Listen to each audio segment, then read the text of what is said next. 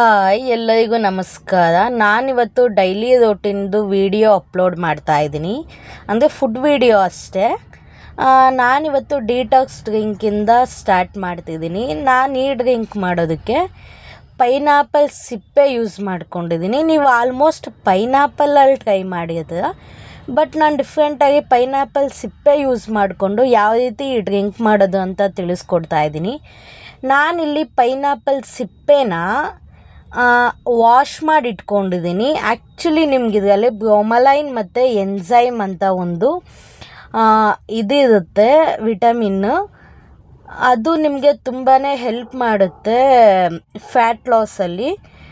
Actually ನಿಮಗೆ water retention ಕಡಿಮೆ ಮಾಡುತ್ತೆ ಬಾಡಿಲಿ ಪೈನಾಪಲ್ಲು. ನೋಡಿ, ಈ ಥರ ಸಿಪ್ಪೆ ತೆಗೆದು ತೊಳೆದು ಇಟ್ಕೊಂಡಿದ್ದೀನಿ. ಇದಕ್ಕೆ ನಾನು ಒಂದು ಸ್ವಲ್ಪ ಶುಂಠಿನ ಕಟ್ ಮಾಡಿ ವಾಶ್ ಮಾಡಿ ಇಟ್ಕೊಂಡಿದ್ದೀನಿ. ಹಾಗೆ ಚಕ್ಕೆ ಪುಡಿನ ತೊಗೊಂಡಿದ್ದೀನಿ. ನೀವು ಬೇಕಾದರೆ ಚಕ್ಕೆ ಕೂಡ ಯೂಸ್ ಮಾಡ್ಬೋದು, ಒಂದು 2 ಇಂಚಷ್ಟು. ನಾನೀಗ ಒಂದು ಕಡಾಯಿಗೆ ನೀರು ಹಾಕ್ಕೊತಾ ಇದ್ದೀನಿ. ಆಲ್ಮೋಸ್ಟ್ ಒಂದು 2 ಲೀಟ್ರಷ್ಟು ನೀರು ಹಾಕ್ಕೊಳ್ಳಿ, ಬಿಕಾಸ್ ಇದು ತುಂಬ ಕುದಿಸ್ಬೇಕಾಗುತ್ತೆ ಪೈನಾಪಲ್ಲು.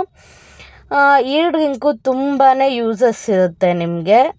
ಈಗ ನಾನು ನೀರು ಹಾಕ್ಕೊಂಡು ಇದನ್ನು ಚೆನ್ನಾಗಿ ಕುದಿಸ್ಕೊಬೇಕಾಗತ್ತೆ. ಆ್ಯಕ್ಚುಲಿ ನೀವು ಇದನ್ನು ಬೆಳಗ್ಗೆ ಟೈಮಲ್ಲಿ ಕುಡಿದ್ರೆ ತುಂಬ ಚೆನ್ನಾಗಿರುತ್ತೆ.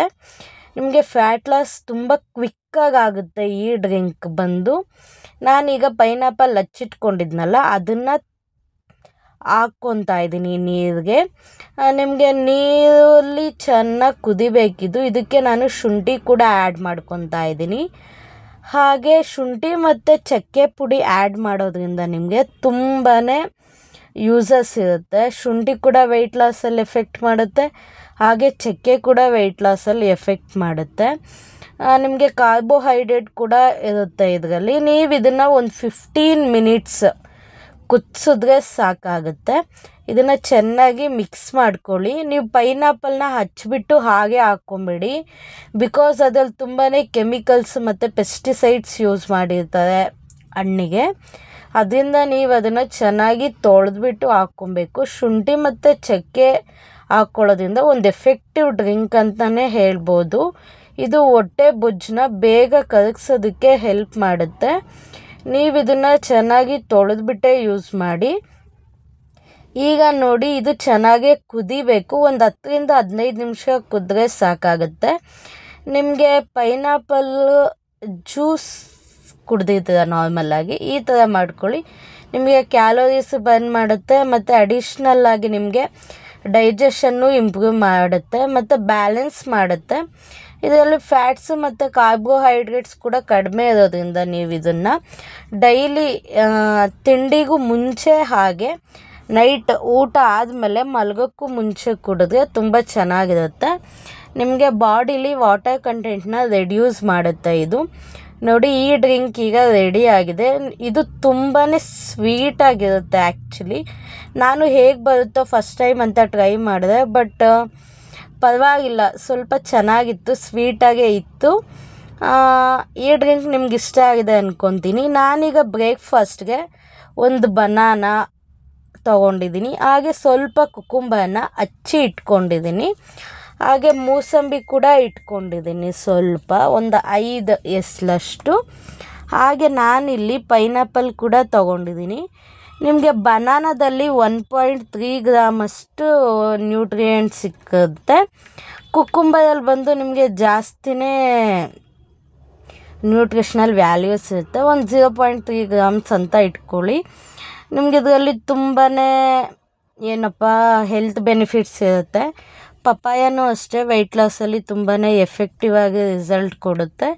ನಾನು ಇದನ್ನು ಬ್ರೇಕ್ಫಾಸ್ಟ್ಗೆ ತಿಂತಾಯಿದ್ದೀನಿ. ನೀವು ಬೇಕಾದರೆ ಅಡಿಷ್ನಲ್ಲಾಗಿ ಯಾವ್ದು ಬೇಕಾದರೂ ಫ್ರೂಟ್ಸ್ನ ಆ್ಯಡ್ ಮಾಡ್ಬೋದು. ಪಪಾಯ ನಿಮಗೆ ಒಂದು 275 ಗ್ರಾಮ್ಸ್ ಅಷ್ಟು ತಿಂದರೆ 1.3 ಗ್ರಾಮ್ಸ್ ಅಷ್ಟು ಪ್ರೋಟೀನ್ ಸಿಗುತ್ತೆ. ನಾನು ಇದಕ್ಕೆ ಸಬ್ಜಾ ಸೀಡ್ಸ್ನ ಆ್ಯಡ್ ಮಾಡ್ಕೊತಾ ಇದ್ದೀನಿ. ಸಬ್ಜಾ ಸೀಡ್ಸು ಅಷ್ಟೇ ವೆಯ್ಟ್ ಲಾಸಲ್ಲಿ ತುಂಬಾ ಎಫೆಕ್ಟಿವ್ ಆಗಿ ರಿಸಲ್ಟ್ ಕೊಡುತ್ತೆ. ನಿಮಗೆ ಒಂದು 100 ಗ್ರಾಮ್ ಅಷ್ಟು ಸಬ್ಜಾ ಸೀಡ್ಸ್ ತೊಗೊಂಡೆ, ಅದರಲ್ಲೇ ನಿಮಗೆ ಮಿನಿಮಮ್ ಒಂದು 14.8 ಅಥವಾ 20 22 ಅಥವಾ 23 ಗ್ರಾಮ್ ಅಷ್ಟು ಪ್ರೋಟೀನ್ ಸಿಗುತ್ತೆ. ನೀವು ಬೇಕಾದರೆ ಇದನ್ನು ನೀರಲ್ಲಿ ಕೂಡ ಹಾಕ್ಕೊಂಡು ಕುಡಿಬೋದು. ಸಬ್ಜಾ ಸೀಡ್ಸ್ ತುಂಬಾ ಯೂಸಸ್ ಇದೆ ಬೋನ್ಸ್ಗೆ ಮತ್ತು ಮಸಲ್ಸ್ಗೆ, ಸ್ಕಿನ್ಗೂ ಕೂಡ ತುಂಬಾ ಒಳ್ಳೆಯದು, ತುಂಬಾ ಚೆನ್ನಾಗಿ ಫಂಕ್ಷನ್ ಮಾಡುತ್ತೆ ಇದು ಬಾಡಿಲಿ.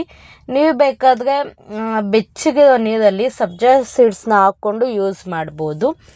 ನಾನೀಗ ಮಧ್ಯಾಹ್ನ ಲಂಚ್ಗೆ ಗೆಣಸನ್ನ ಹಚ್ಚಿಟ್ಕೊತಾ ಇದ್ದೀನಿ. ಸ್ವೀಟ್ ಪೊಟ್ಯಾಟೊ ಅಂತ ಕೂಡ ಹೇಳ್ತಾರೆ ಇದನ್ನು. 2 ತುದಿನೂ ಕಟ್ ಮಾಡಿಕೊಂಡು ಇಟ್ಕೊತಾ ಇದ್ದೀನಿ. ನಿಮ್ಗೆ ಸ್ವೀಟ್ ಪೊಟ್ಯಾಟೊ ಒಂದು ಒಳ್ಳೆ ಗುಡ್ ಸೋರ್ಸ್ ಆಫ್ ಪ್ರೋಟೀನ್ ಅಂತಲೇ ಹೇಳ್ಬೋದು ವೆಯ್ಟ್ ಲಾಸಲ್ಲಿ. ಯಾಕಂದರೆ ಇದರಲ್ಲಿ ನಿಮಗೆ ಎನರ್ಜಿ ಬಂದು 114.76 ಅಷ್ಟು ಸಿಕ್ಕಿದ್ರೆ ಫೈಬರ್ ಬಂದು ಒಂದು 3.78 ಅಷ್ಟು ಇರುತ್ತೆ. ನಾನೀಗ ಹಚ್ಕೊಂಡು ಇದನ್ನು ನೀರಲ್ಲಿ ಹಾಕ್ಕೊಂಡು ಚೆನ್ನಾಗಿ ವಾಶ್ ಮಾಡ್ಕೊತಾ ಇದ್ದೀನಿ. ನೀವು ಬೇಕಾದರೆ ಅಡಿಷ್ನಲ್ಲಾಗಿ ಮರಗೆಣಸು ಕೂಡ ಯೂಸ್ ಮಾಡ್ಬೋದು. ನಾನಿಲ್ಲಿ ಸ್ವೀಟ್ ಪೊಟ್ಯಾಟೊನ ಚೆನ್ನಾಗಿ ತೊಳೆದು ವಾಶ್ ಮಾಡಿ ಇಟ್ಕೊಂಡಿದ್ದೀನಿ. ನಿಮ್ಗೆ ಇದರಲ್ಲಿ ಆ್ಯಕ್ಚುಲಿ ಕ್ಯಾಲ್ಶಿಯಮ್ ಬಂದು 40.77 ಅಷ್ಟು ಸಿಗುತ್ತೆ. ನಿಮಗೆ ಗೆಣಸಲ್ಲಿ ಫ್ಯಾಟ್ ಇರಲ್ವಾ ಅಂದರೆ ಮಿನಿಮಲ್ 1% ಅಷ್ಟೇ ಫ್ಯಾಟ್ ಇರೋದು ನಿಮಗೆ. ಇನ್ನು 90% ಕಾರ್ಬೋಹೈಡ್ರೇಟ್ಸೇ ಇರುತ್ತೆ. ನಾನೀಗ ಸ್ವೀಟ್ ಪೊಟ್ಯಾಟೊ ತೊಳೆದ್ಬಿಟ್ಟು ಕಟ್ ಮಾಡಿ ವಾಶ್ ಮಾಡಿ ಇಟ್ಕೊಂಡಿದ್ನಲ್ಲ, ಅದನ್ನು ಕುಕ್ಕರ್ಗೆ ಹಾಕ್ಕೊಂಡು 1 ವಿಷಲ್ ತಗೊಳ್ಳಿ ಸಾಕು. ತುಂಬ ಬೇಯಿಸಿದ್ರೆ ಚೆನ್ನಾಗಿರಲ್ಲ. ನಾನು ಇದಕ್ಕೆ ಸ್ವಲ್ಪ ನೀರು ಹಾಗೆ ರುಚಿಗೆ ತಕ್ಕಷ್ಟು ಉಪ್ಪು ಇಷ್ಟನ್ನು ಹಾಕ್ಕೊಂಡು 1 ವಿಷಲ್ ತೊಗೊತಾ ಇದ್ದೀನಿ. ಸ್ವೀಟ್ ಪೊಟ್ಯಾಟೊ ತುಂಬಾ ಚೆನ್ನಾಗಿರುತ್ತೆ. ಇದನ್ನು ನೀವು ವರ್ಕೌಟ್ ಆದಮೇಲೆ ತಿಂದರೆ ತುಂಬಾ ಎಫೆಕ್ಟಿವ್ ಆಗಿ ರಿಸಲ್ಟ್ ಕೊಡುತ್ತೆ. ಯಾವ ಕ್ವಾಂಟಿಟಿ ಮೇಲೆ ತಿಂತೀರ ಅನ್ನೋದಷ್ಟೇ ಡಿಪೆಂಡ್ ಆಗುತ್ತೆ ನಿಮಗೆ ವೆಯ್ಟ್ ಲಾಸ್ ಜರ್ನಿಲಿ. ನಾನು ಇದನ್ನು ಕುಕ್ಕರ್ ಲಿಡ್ ಕ್ಲೋಸ್ ಮಾಡಿ ಈಗ ಗ್ಯಾಸ್ ಹಚ್ಬಿಟ್ಟು ಗ್ಯಾಸ್ ಮೇಲೆ ಇಟ್ಕೊತಾ ಇದ್ದೀನಿ.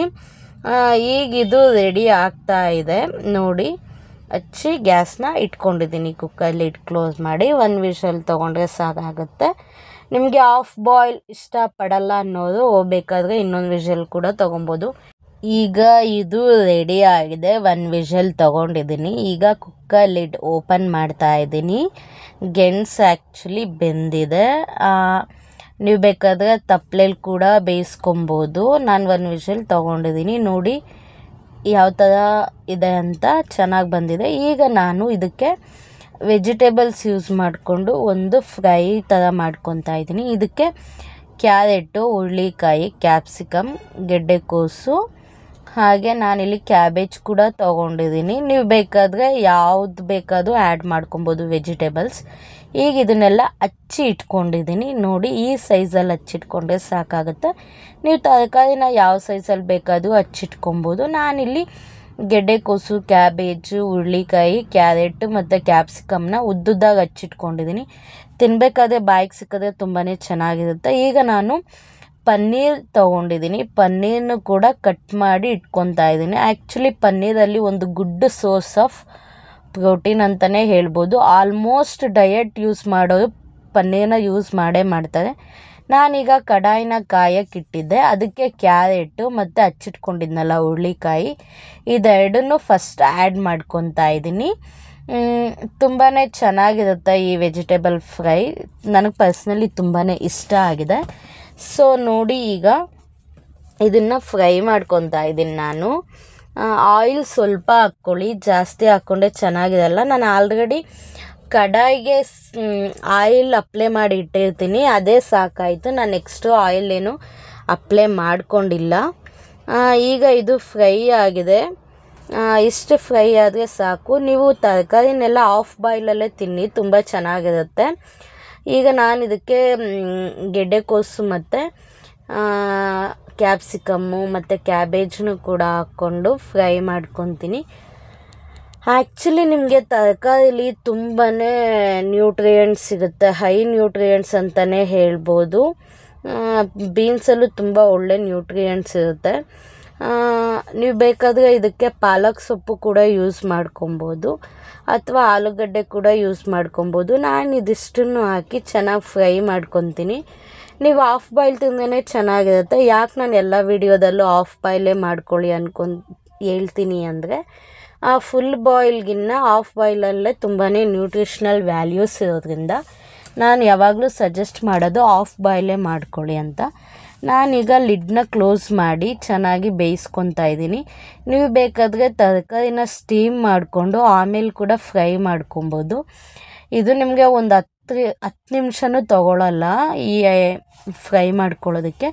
ಮೀಡಿಯಮ್ ಫ್ಲೇಮ್ ಇಟ್ಕೊಂಡೆ ನೀವು ಫ್ರೈ ಮಾಡ್ಕೊಳ್ಳಿ. ಅದಕ್ಕೆ ನಾನು ಸ್ಟೀಮೇನು ಮಾಡ್ಕೊಂಡಿಲ್ಲ, ಡೈರೆಕ್ಟಾಗೆ ಮಾಡ್ತಿದ್ದೀನಿ. ನಿಮ್ಗೆ ಇಷ್ಟ ಇಲ್ಲ ಅಂದರೆ ಸ್ಟೀಮ್ ಮಾಡ್ಕೊಂಡು ಹಾಗೆ ಬೇಕಾದರೂ ತಿನ್ಬೋದು, ಇಲ್ಲಾಂದರೆ ಈ ಥರ ಫ್ರೈ ಮಾಡ್ಕೊಂಡು ಬೇಕಾದರೂ ತಿನ್ಬೋದು. ಆಯಿಲು ಸ್ವಲ್ಪನೇ ತೊಗೊಳೋದ್ರಿಂದ ನಾನು ಫ್ರೈ ಮಾಡ್ಕೊತಾ ಇದ್ದೀನಿ. ಹೇಳಿದ್ನಲ್ಲ ಜಾಸ್ತಿ ಟೈಮ್ ತೊಗೊಳೋದಿಲ್ಲ, ಕಡಿಮೆ ಟೈಮಲ್ಲೇ ಮಾಡ್ಕೊಬೋದು ಅಂತ. ನೋಡಿ ಈಗ ಇದು ಫ್ರೈ ಆಗಿದೆ. ಇಷ್ಟು ಫ್ರೈ ಆದರೆ ಸಾಕು. ನಾನು ಆಲ್ಮೋಸ್ಟ್ ಹಾಫ್ ಬಾಯ್ಲೇ ತಿನ್ನೋದು ನಮ್ಮ ಮನೇಲೆಲ್ಲ. ಸೊ ಅದಕ್ಕಾಗಿ ನಾನು ಇದನ್ನು ಹಾಫ್ ಬಾಯ್ಲೇ ಮಾಡ್ಕೊಂಡಿದ್ದೀನಿ. ಚೆನ್ನಾಗಿ ಮಿಕ್ಸ್ ಮಾಡ್ಕೊಬೇಕಾಗುತ್ತೆ. ನಿಮಗೆ ತರಕಾರಿಲಿ ತುಂಬ ನ್ಯೂಟ್ರಿಷನಲ್ ವ್ಯಾಲ್ಯೂ ಇರೋದ್ರಿಂದ ಎಲ್ಲರೂ ನಿಮಗೆ ಸಜೆಸ್ಟ್ ಮಾಡೋದೆ ವೆಜಿಟೇಬಲ್ಸ್ ಜಾಸ್ತಿ ತಿನ್ನಿ ಅಂತ. ನಾನು ಇದಕ್ಕೆ ಪ್ರೋಟೀನ್ ತುಂಬ ಚೆನ್ನಾಗಿರುತ್ತೆ ಪನ್ನೀರಲ್ಲಿ, ಅದಕ್ಕೆ ನಾನು ಪನ್ನೀರ್ ಯೂಸ್ ಮಾಡ್ಕೊತಾ ಇದ್ದೀನಿ. ಆ್ಯಕ್ಚುಲಿ ನಾನು ಪನ್ನೀರ್ ಬಂದು ತಿರುಮಲ ಬ್ರ್ಯಾಂಡ್ ಅನಿಸುತ್ತೆ, ಅದನ್ನು ಯೂಸ್ ಮಾಡಿದ್ದೆ. ಅದು ಮಾತ್ರ ಪನ್ನೀರ್ ತುಂಬಾ ಚೆನ್ನಾಗಿದೆ. ಎಲ್ಲ ಪನ್ನೀರ್ಗಿಂತ ನನಗೆ ಪರ್ಸ್ನಲಿ ಈ ಕಂಪ್ನಿ ಪನ್ನೀರ್ ತುಂಬಾ ಇಷ್ಟ ಆಯಿತು. ಟೇಸ್ಟ್ ಕೂಡ ತುಂಬ ಚೆನ್ನಾಗಿ ಬಂದಿತ್ತು. ನಾನೀಗ ಇದಕ್ಕೆ ಸ್ವಲ್ಪ ಉಪ್ಪನ್ನು ಆ್ಯಡ್ ಮಾಡ್ಕೊತಾ ಇದ್ದೀನಿ. 1 ಸ್ಪೂನಷ್ಟು ಉಪ್ಪು ಆ್ಯಡ್ ಮಾಡ್ಕೊಳ್ಳಿ, ಸಾಕಾಗುತ್ತೆ. ಇಲ್ಲ ನೀವು ಉಪ್ಪು ಜಾಸ್ತಿ ತಿಂತೀರಾ ಇಲ್ಲ ಕಡಿಮೆ ತಿಂತೀರಾ ಅಂದರೆ ಟೇಸ್ಟ್ ನೋಡ್ಕೊಂಡು ಆ್ಯಡ್ ಮಾಡ್ಕೊಳ್ಳಿ. ನಾನೀಗ ಇದಕ್ಕೆ ಪೆಪ್ಪರ್ ಪೌಡರನ್ನು ಆ್ಯಡ್ ಮಾಡ್ತಾಯಿದ್ದೀನಿ. ಇದು ಅಷ್ಟೇ 1 ಸ್ಪೂನಷ್ಟು ಆ್ಯಡ್ ಮಾಡ್ಕೊಳ್ಳಿ ಸಾಕು, ಜಾಸ್ತಿ ಬೇಕಾಗಲ್ಲ. 1 ಸ್ಪೂನ್ ಅದೇ ಕರೆಕ್ಟಾಗಿರುತ್ತೆ ಈ ವೆಜಿಟೇಬಲ್ ಫ್ರೈಗೆ. ನಾನು ಇದಕ್ಕೆ ಸ್ವಲ್ಪ ಚಿಲ್ಲಿ ಫ್ಲೇಕ್ಸ್ ಹಾಕ್ಕೊತಾ ಇದ್ದೀನಿ. ಮನೆಯಲ್ಲೇ ರೆಡಿ ಮಾಡಿ ಇಟ್ಕೊಂಡಿದ್ದೆ ನಾನು ಚಿಲ್ಲಿ ಫ್ಲೇಕ್ಸ್ನ, ಅದನ್ನೇ ಹಾಕ್ಕೊಂಡು ಚೆನ್ನಾಗಿ ಮಿಕ್ಸ್ ಮಾಡ್ಕೊಬೇಕಾಗತ್ತೆ. ನೀವು ಈ ಮಸಾಲೆ ಹಾಕ್ಬಿಟ್ಟು ಫುಲ್ಲು ಲೋ ಫ್ಲೇಮ್ ಇಟ್ಟು ಮಿಕ್ಸ್ ಮಾಡ್ಕೊಳ್ಳಿ. ಇದೇನು ಜಾಸ್ತಿ ಟೈಮ್ ತೊಗೊಳ್ಳೋದಿಲ್ಲ, ಕಡಿಮೆ ಟೈಮಲ್ಲೇ ಮಾಡ್ಕೊಬೋದು. ನೀವು ಬೇಕಾದರೆ ಇದಕ್ಕೆ ಆರಿಗ್ಯಾನೋ ಕೂಡ ಯೂಸ್ ಮಾಡ್ಬೋದು. ಇಲ್ಲ ನಿಮಗೆ ಆರಿಗ್ಯಾನೋ ಚಿಲ್ಲಿ ಫ್ಲೇಕ್ಸ್ ಎರಡೂ ಇಷ್ಟ ಇಲ್ಲ ಅಂದರೆ 2 ಸ್ಕಿಪ್ ಮಾಡ್ಕೊಳ್ಳಿ. ಇಲ್ಲ ಇಷ್ಟ ಇದೆ ಅಂದರೆ 2 ಕೂಡ ಆ್ಯಡ್ ಮಾಡ್ಕೊಳ್ಳಿ, ತುಂಬ ಚೆನ್ನಾಗಿರುತ್ತೆ. ನಾನು ಬರೀ ಇದಕ್ಕೆ ಪೆಪ್ಪರ್ ಪೌಡರು, ಚಿಲ್ಲಿ ಫ್ಲೇಕ್ಸು ಮತ್ತು ಉಪ್ಪು ಅಷ್ಟೇ ಆ್ಯಡ್ ಮಾಡಿರೋದು.